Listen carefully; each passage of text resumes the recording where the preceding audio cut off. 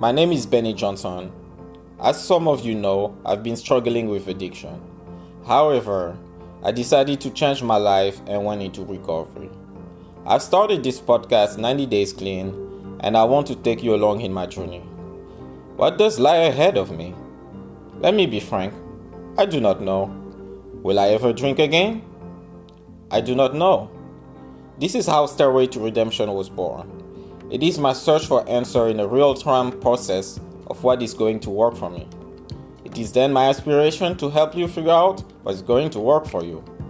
It is our journey together.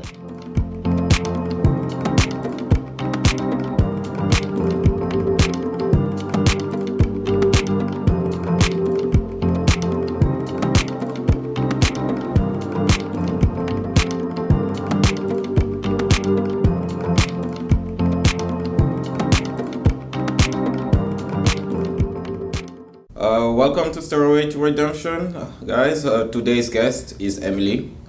Emily and I met in our outpatient program, the one I'm going to every day. She heard that I had a podcast and asked me if she could be a guest. As a young mother who is trying to do the right thing to appease CPS, I deem necessary that her voice be heard, and many other members of our audience will probably identify to her situation. So there, I give you Emily. Why don't you introduce yourself, Emily? Hi, my name's Emily. I am a recovering addict. I'm also a mother to a 2-year-old son. All right. So Emily, I like to start, like usual, the podcast with the state of the mind address. It's basically a segment where you tell us what's going on in your week. Something best beside, hey, I'm just doing fine. What's going on with you lately? So I'm working a ton. I'm a tattoo artist. I actually got my foundation of my career while I was inpatient almost 7 years ago. So working a lot and just keeping my mind in a good place, being a mom, seeing my son as much as I can, celebrating the holidays with family. So keeping priorities in check and doing well. All right, that's good. So let's start with this. Tell us your story. What brought you into the outpatient program? How did you fall into addiction? So my addiction started when I was much younger. I started doing opiates and fast forward, progressively getting worse and going to treatment, getting better, getting worse, getting better. So it's been a game of ping pong for quite some years, over a decade.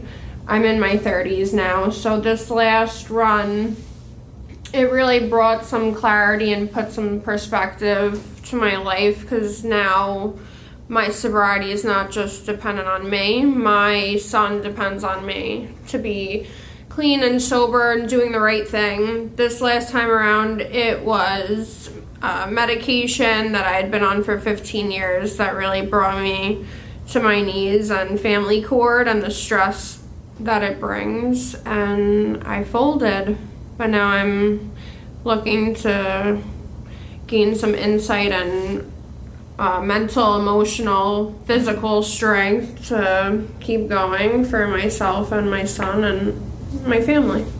I see. Do you mind telling us what happened in detail? How did the court got involved? So when my son was 5 months old, I ended my relationship with my son's father. I was moving out of his house, and he had served me with an order of protection and with a petition for custody. I tested negative. I wasn't using at that point in time, but he knew that I had a past, so that was leverage to kind of catch me in the trap of being labeled in a legal setting. So prior to that, I had legals regarding a DWI in 2018. So I was in the system. I had been arrested when I was in my earlier 20s, so he was attempting to label me as violent and aggressive and a drug addict. and had told the courts that I was using in the presence of my son, which I wasn't, and it was proved through urinalysis, hair follicle testing, that everything came up negative. And I had gotten a surgery this last year. We had settled in court prior. Last August we settled for joint custody. I started taking medication. I was also on anti-anxiety medication, and it kind of gave me the screw it all mentality. If court was going to treat me like a drug addict, if they were going to treat me like a felon, if they were going to treat me like a violent person, then I might as well be it, because why try so hard to be straight and narrow and do the right thing and be on the grind when they're treating me like I'm doing the wrong thing. So I just did the wrong thing and landed myself back in treatment, and hopefully this is my last learning lesson, because I'm sick of restarting my life. I'm sick of getting sick. This last time was definitely the worst. I had 3 seizures. I was in the hospital. My body is starting to give out on me. Not many of my friends have lived past 30. I'm 31 now, which is young, but in a heroin addict's world, it's pretty old. So. Wow. What a poignant story. Sorry for the pause, but so how old is your son now? My son's 2. He turned 2 in September. So. Nice. Yeah. Yeah. So, and how long now you been in treatment? In treatment, I've been in an outpatient setting since the end of September. So it's been about 2 months. It's felt a lot longer, but it's been only 2 months. So I've been in long-term treatment. I was inpatient in California for a little bit over a year. I had relapsed on my birthday. I had like 13 months, I think, till like the day. So I've been in long-term. I failed at long-term. I've been in short-term. You know, I've failed at short-term, but it's up to interpretation. I've had over a year clean. I've had over a year sober. So now you are like, over a year now, you said? No, I've had it in the past. Oh, in the past, okay. Yeah. Right now it's only been a couple months, so I'm trying to get back on the horse, because I know what it's about, and I know how it feels, and I don't believe that time gained is time lost with sobriety, because you could always utilize the tools that you've learned, even though you've gone back to zero starting point. Yeah, that's where I'm kind of conflicted, or like with the day count thing. It can be a stressful. It's as if like when people reset the counter, or when you relapse, like everything that you've done before is erased. And that sentiment comes from the rooms in AA usually, but as individuals, addicts, even yourself, you said it, that whole experience is not lost. You know, like you had that year, you have that year sober, you have that experience. Yeah. Next question. What are the challenges of a woman in recovery, or especially a mother, that like aren't necessarily obvious to others, like especially male? Like, what are the challenges that you face that others? Well, it's definitely different than when I got sober before I had my son. It was like I was doing it all for myself. I had more time. I had more opportunity to be selfish and really work on myself and my recovery. Now I'm so worried about becoming more of an active mother in his life and live for my son and be there for him.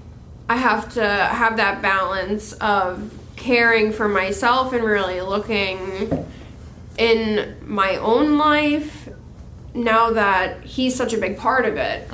So I have to kind of separate my recovery with me being a mother and caring for my son and, living for him, but also living for myself.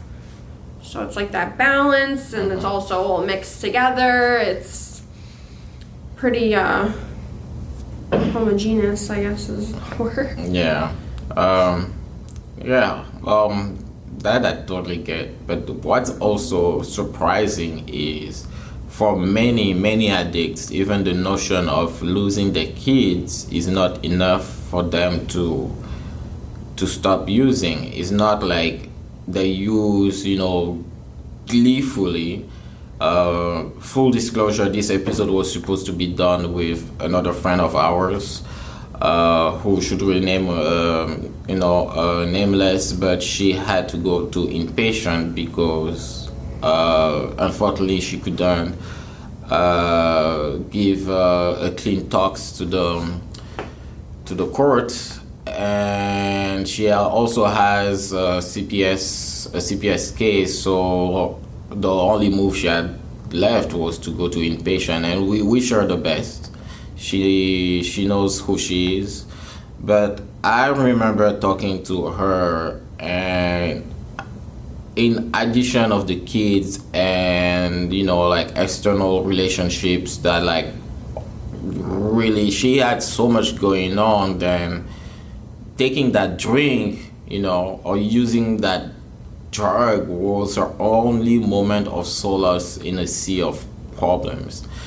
And I see how difficult it can be when you think you will never see the end. You've tried to do the right thing by your kids, you try to do the right thing by court, but there's no actual progress apparently. And that's what I understood from her point of view, that there was so little progress that she couldn't bear it, What do you think? Well, what's your case, for example? When you just mentioned it earlier that everybody was piling on you, labeling you as a drug addict because of your past. What is that feeling when you're trying to do the right thing, but still all those forces are against you? Well, it's a lot for one person to take. It's hard enough not having who you had this child with, not having them on your side.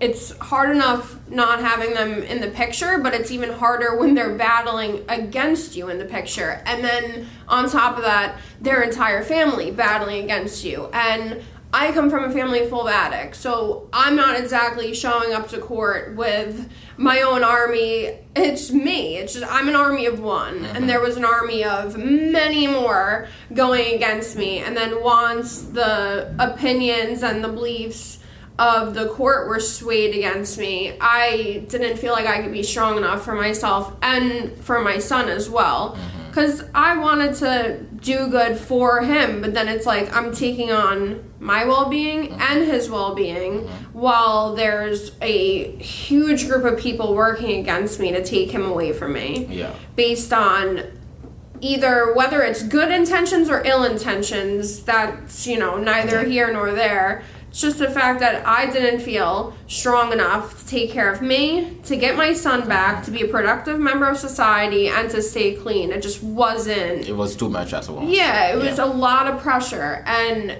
family court, the more I saw the holes in the system, the more I felt hopeless. And I was like, if they're going to label me as a drug addict, let's just be one. If they're going to pretend like I'm getting high and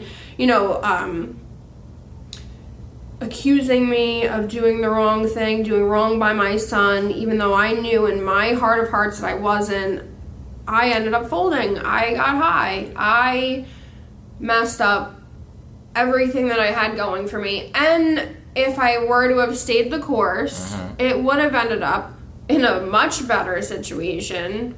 But obviously I had to go down this path yet again to, learn that that's not the way to go. It is long, it's grueling, it's hard, it's mentally, emotionally, physically tolling, but the only thing that is more mentally, emotionally, and physically tolling is doing drugs. While I was in it, I thought they were helping. Yeah. They're making me feel better. They're taking my anxiety away. They're letting me be productive. Meanwhile, I had to take pills and drink and do all sorts of things just to get out of bed in the morning. Thinking that, okay, it's making me start my day a lot easier. Now that I've had a couple months clean and totally, free of everything, I'm able to start my day. I feel good. And I can't remember the last time that I felt good. I had been medicated with benzos for 15 years. So I really, when I thought I was clean and doing the right thing, in my heart of hearts, I really wasn't, because I depended on that substance to just get me starting every day.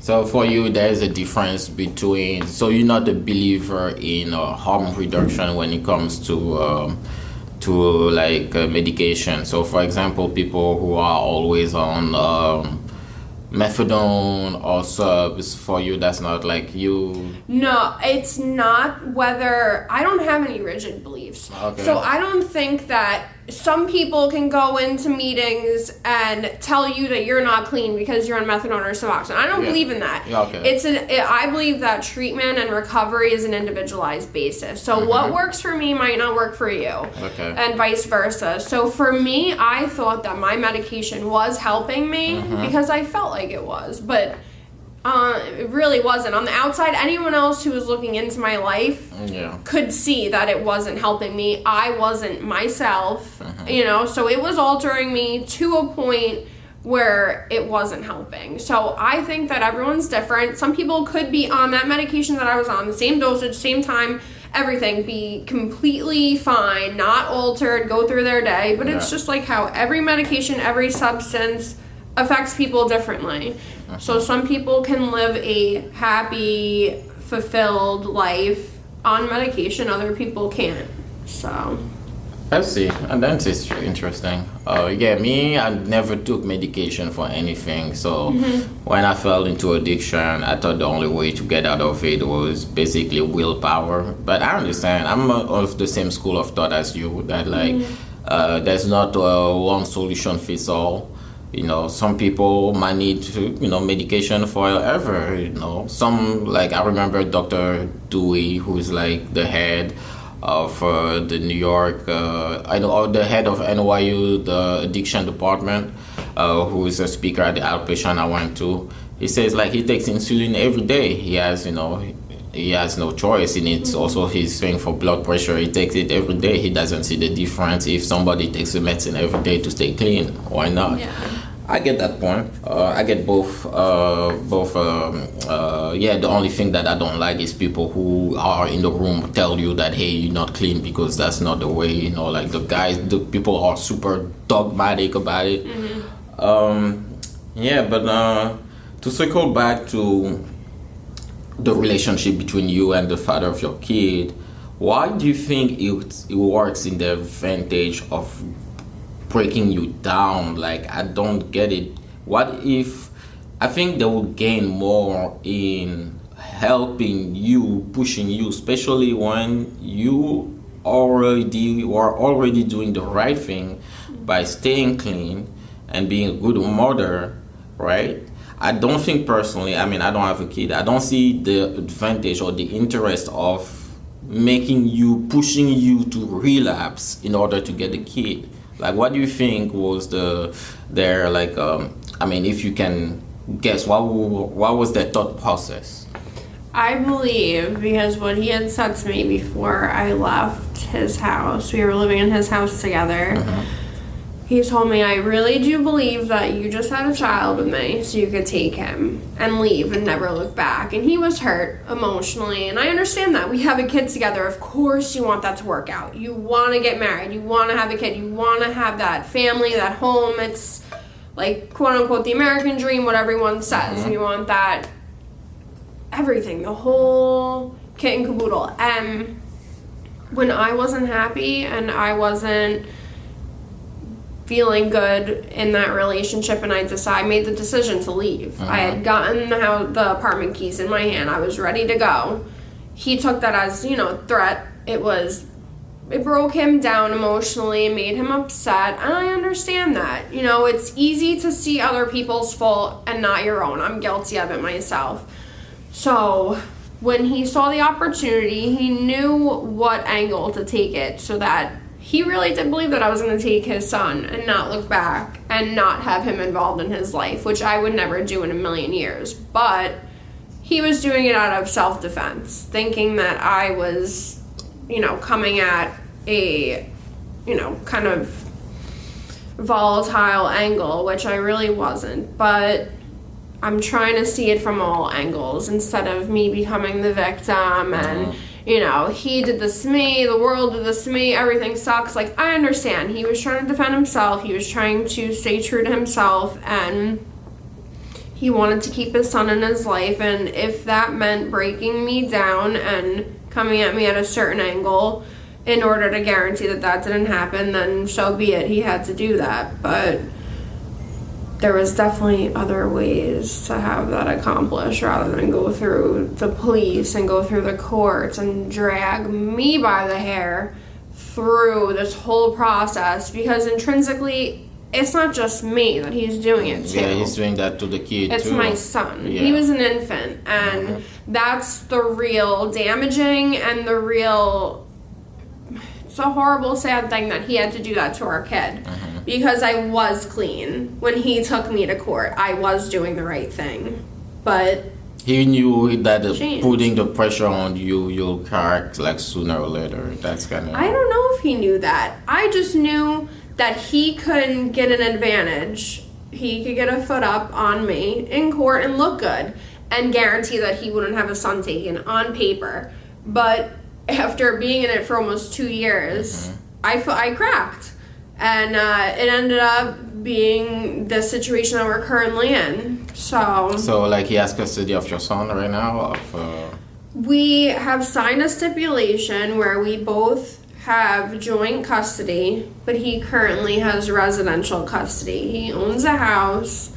It's a stable environment. He has support from his family. His mother had taken temporary sole custody when we were both starting to go through family court for the second time this year. So it's kind of been all over the place, but we're finally settling down to a stipulation, and hopefully it'll become more evenly distributed between the time that we get to see our son.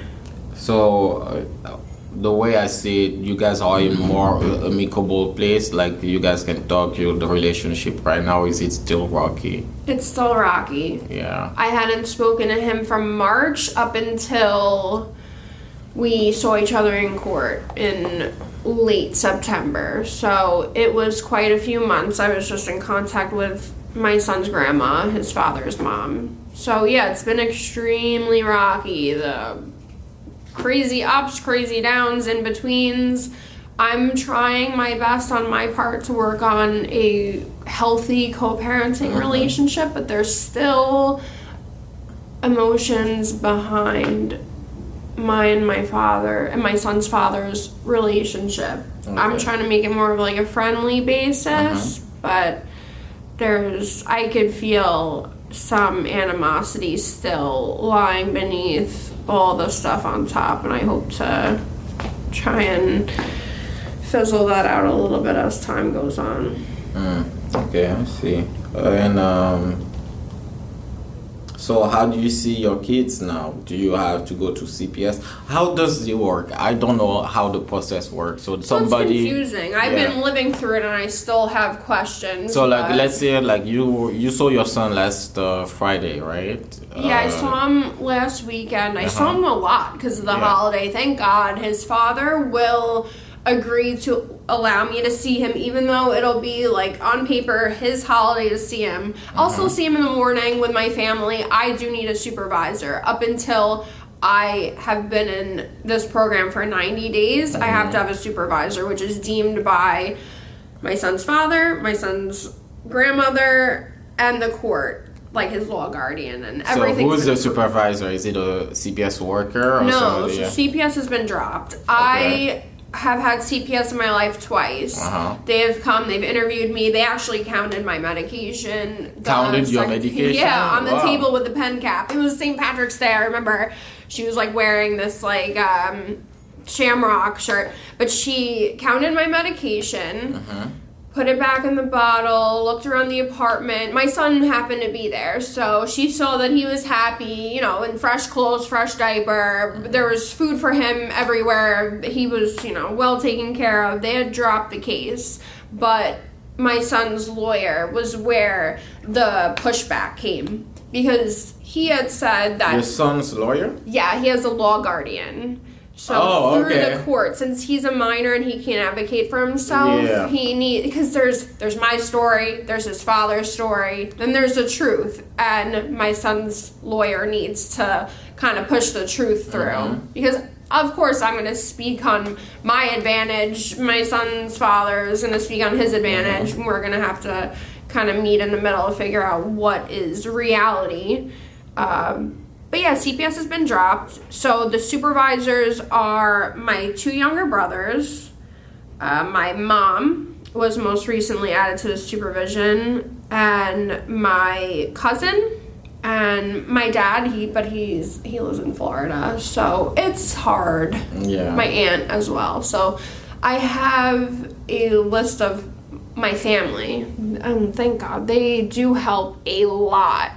When push comes to shove, while I was actively in court, no one was there, and my son's father really used that against me, that they all drank and they're not suited for supervision, they're not, you know, he really tried to back me into a corner with that, even though they weren't being the primary caregivers, they were just supervising me, playing with my son in my living room, or, you know, walking up and down the block. He still was giving me a very hard time about who could be a designated supervisor. But now I have like a little team. It's hard. Some days I can't get anyone. So yeah, I see. Yeah. What about your current relationship? Like, you said you have a boyfriend, right?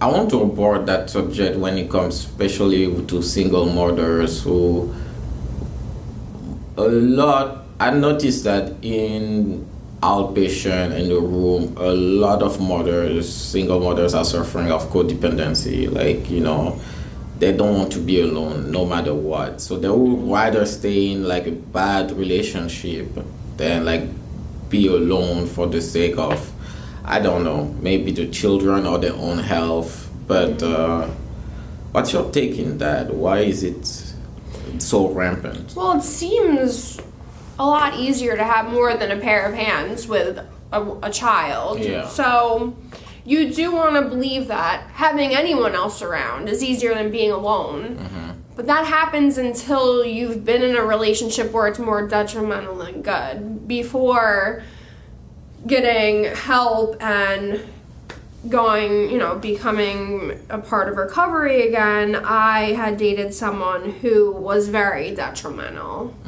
And even my son's father wasn't conducive to my son's life. I felt like I had taken a role as a mother of 2. I felt like I had a full-grown adult baby and an actual baby that, you know, I chose to have a baby, but I feel like those relationships I didn't choose. It was just me gravitating towards that because I thought it was easier, until I learned that it wasn't. It's not easier. It's not easier to get involved with someone who ends up taking more of your energy than putting energy in. So I've seen both sides. Right now I'm dating someone, he has over 10 years clean, he has 3 kids, he knows the life, he works full-time, he's extremely hardworking, he's conscientious, he thinks about me, he helps me so much with my son. That is definitely makes it a lot easier. And that gives you more energy to stay clean. Like, you know, that's a good support network. Yeah, big time. It's so different to have something codependent rather than a healthy relationship where you're coexisting but also in love with each other, doing things together, helping each other. It's different than either feeling in debt to someone or kind kind of like karma. Like, I'm paying back my debts of life by pulling this person out of the depths of hell. It's not like that. I'm not saving anyone anymore. I'm not taking care of anyone anymore. It's teamwork. That's what we always say. We're a team now. Yeah. You know, we're not one-sided. Yeah, it's like a partnership, basically. Nice. Yeah. And that's actually the beauty of sometimes, you know, dealing with or partnering with somebody who also is in recovery. It is that double-edged sword, though. Like, they tell you in the rooms, like, don't date before a year, don't get involved. There are those stupid saying, like, 2 dead batteries don't start a car. I hate that one. Or, like, 2 EBD cars don't make a MasterCard. Like, you know, but, like, at the same time, you can find an example like yours where, like, somebody who knows what you went through or can give you the strength to stay clean, and also, you know, that you're not in there alone. Because how many, speaking also of our friend who is not here, she doesn't have anyone to support her when, you know, especially when you deal with, like, a ex-husband who's violent, who's, like, you know, she has a restraining order against, and you have the fear of, you know, being, like, followed or anything. Like, you don't have anyone who can tell you, hey, this is gonna be okay, or who's gonna comfort you, you know. And I can see the dichotomy between those two things. The other thing I noticed during this interview, you were like a student of Stoicism. Like, you know, we shared that together. Like, I read the Daily Stoic on my social pages every day, you know, whatever passage of that book's on the day it is. And I remember when we're, like, in group together, and I think you just came from court, and the result was not the best one, and you say, like, well, it is what it is, I'm gonna have to deal with it. And me and our counselor Joe, shout out to Joe, were like, oh shit, oh my god, she's like being, that's Stoicism right there. You know, the difference, like, between, like, you know, the dichotomy between, I love that word, dichotomy, the dichotomy between the things you can control and the things you cannot control. And there's no reason to wild out about the things you cannot control. And I noticed you have that real, you know, attitude. And did it came to you naturally, or, like, it's just, I don't know, how do you came in touch with your stoic side? It's really through experience, because for so long, all I did was fight. Fight that. If something didn't go my way, I was fighting. I was not flight, I was fight. It was all high adrenaline, always anxious, always shaking, freaking out, projecting. Like, every day walking into a situation, it ended in me, like, either attacking someone, getting into a fight, and this is all going on in my head. I believe that the most pain you feel is internally. It's not even regarding a situation. It's how you process the situation, how you feel about the situation. Once you understand how to process emotions through what happens to you, the external forces, you learn to live despite what happens. You do what you can do. If all resources are exhausted, out of that realistic perspective of your next move, if you don't have any more cards to draw, fold. That's it. You gotta just move on, understand you experienced a loss, and do what you can to rebuild. Other than that, it happens. Shit happens. Life is not always going to deal you with the best hand. That's it. That's just the reality. And I really do believe living despite is such a big jump off point for me, because if I was fighting everything that was happening to me now, it leaves you, speaking of dead battery, I'm left exhausted. I have no more resources to use, and if I do, I'm not using them because I'm too tired from fighting the unrealistic, totally whacked out things that I thought were able to be worked on. So it's about prioritizing, being realistic, not letting your emotions get in the way, and understanding what is put forward and what you can possibly do to change it for the better. And if you can't, you gotta move on. Because that's wasted energy. Wasted energy cannot get back, just like wasted time. Yeah, you never get that time back. It's always gone. No, all you do is put more time in doing the wrong thing. Yeah, I fought a lot of things for a long time. They labeled it as a problem with authority. Yeah, like ever since I was little. The first time I went to treatment, oh, she has a problem. She has an issue with authority, problem with authority. So I was labeled as that. But it took a lot of time for me to, kind of get that out of the way, perfect my way of thinking, because I was definitely sick with how I thought. I was always wanting to be in control, wanting to be in the driver's seat, even when I was not equipped to drive. So I had to kind of understand that sometimes I'm going to be at a disadvantage, but you have to do what you can do. And yeah, if court doesn't work out in your favor because of my past choices, you have to live with that. I can't fight it. Oh, I'm clean. It's like, for a month, it's like you have to understand where you're coming from, where your voice is coming from. If you're acting on emotions and irrational emotions at that, because you get a lot of those when you first get clean, is those irrational feelings, me, the selfishness, and wanting to be pat on the back because you got a couple days clean. It's and it's an accomplishment to you, but to the outside, it takes a long time. Yeah, there's a saying for that. You don't get credit for not kicking the dog. Have you ever heard that? It's that negative reinforcement system. It has to come with a balance.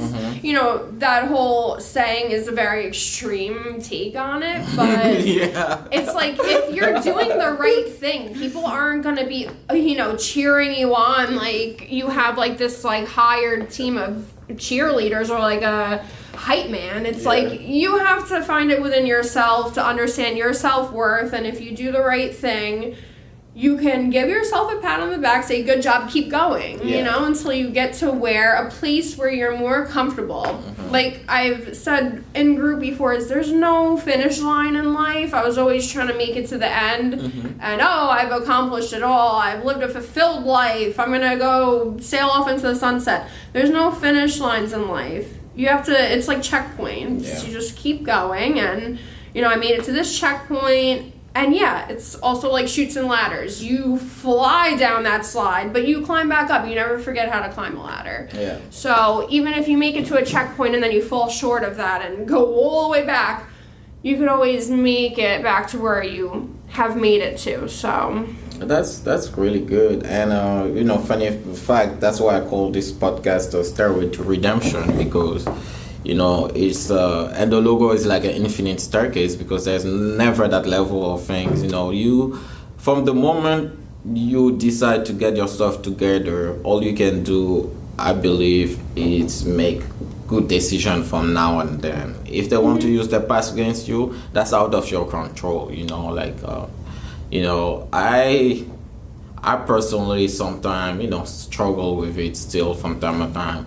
That I'm gonna probably pay the price of some of the things I did in the future, and it gives me sometimes anxiety. But thanks to stoicism and reading from Marcus Aurelius and those guys, I know that those are things are out of my control, and most of the time, and that's me, my software engineer brain, I like to plan for every single possibility that also accentuate that feeling, but every time when it happens, and I just take a deep breath, a pause, and objectively analyze what did I do, like you said, within that frame of realism, what did I do realistically? Did I do everything that I can? If the answer is yes, then things are out of my hand. If it's no, what else can I do? And try to do it within the confines of of the realm of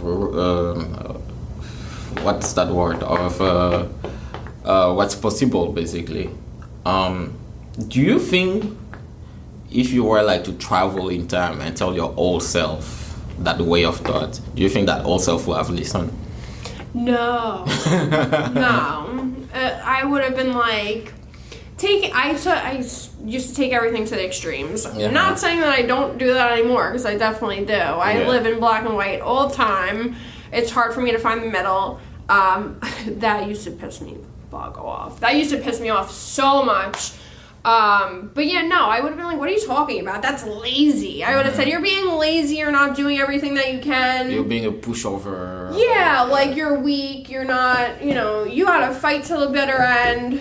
And it's like, I didn't realize, but a lot of times you're at the end and you're still fighting, and it's like, just give it up. Like, you did what you can.